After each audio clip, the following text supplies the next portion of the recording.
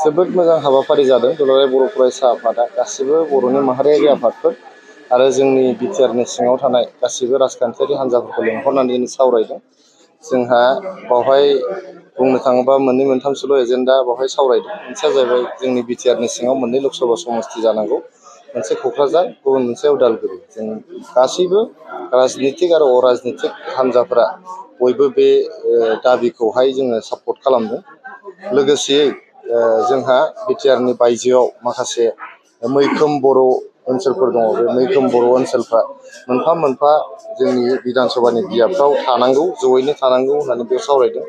लोगोसेयै जोंहा बिटिआरनि सिङाव जिखिनि एसेम्बलि समस्तिफोर जादों बेयाव माखासे मोनफा मोननै गामि बा बेबायदि भिसिडिसिफ्रा बबेबा मोनसे एसेम्बलि समस्तिजों थानो लुबैनाय माखासे दाबि दावाफोर बेयाव दङ। बेफोरखौ लानानै दिनै सावरायदों। जोबोद मोजां सावरायनाय जादों बेवहाय। आरो दुलाराय बर' फरायसा आफादा साननैसोनि गेजेरावनो इलेक्सन कमिसन अफ इन्डियाखौ लोगो हमगोन आरो बिथांमोना गावनि मेम'रेन्डामखौहाय साबमिट खालामगोन आरो बे मेम'रेन्डामाव जों बयनिबो मदद दंखायो। जों बेवहाय बयबो सिगनेचार होदों। जिथु लुगैनाय बायदि जुदि दानि बे बियाब दाफामफिननाय जे हाबाफारि बेखौहाय गभर्नमेन्टआ खालामा, बेखौ इलेक्सन कमिसन अफ इन्डियासो खालामो। इलेक्सन कमिसन अफ इन्डियाया खालामबाय थानायखौ जोंनि जे अरिजिनेल दाबि दंमोन जे मोननै लकसभा समस्ति थानांगौ होननानै, बेखौ बिथांमोना खालामाखै। दा बेखौ खालामथारनांगौ होननानै जों नारसिनथारगोन। जिहेतु समाय दङ, 11 थारिख जुलाइसिम जोङो गासिबो जोंनि माबाखौ क्लेम्स एन्ड अबजेक्सनखौ होनांगौ। आरो जों खोनानायाव 20 आरो 21 थारिख जुलाइआव इलेक्सन कमिसन अफ इन्डिया हियारिंनि थाखाय फैगोन। होमबा जोङो बेखौ नारसिनथारगोन जेरैखि जाया। दुसिलायनायाथ' बे राजखान्थियाव थायो। राजखान्थियाव हयथ' मोनसे रुलिं हान्जा दङ, मोनसे अप'जिसन दङ। मोनसे हान्जाया गुबुन हान्जानि सायाव कनस्ट्राक्टिभ क्रिटिसिजमखौ खालामलायनो हायो।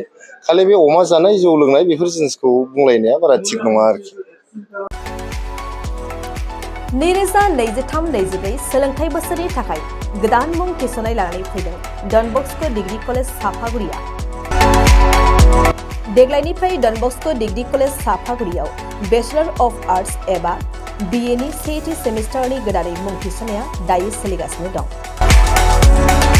चिरां जिल्लानि साफागुरियाव थानाय डन बस्क' डिग्री कलेजआ देग्लायनिफ्राय BA थाखोनि सेथि सेमिस्टारनि थाखाय गोदानै एडमिसन लानायजों लोगोसे बड', इक'नमिक्स, इंलिश, एडुकेशन, हिस्टरी आरो पलिटिकल साइन्स आयदानि थाखाय BA अनार्सनिबो खाबु दं।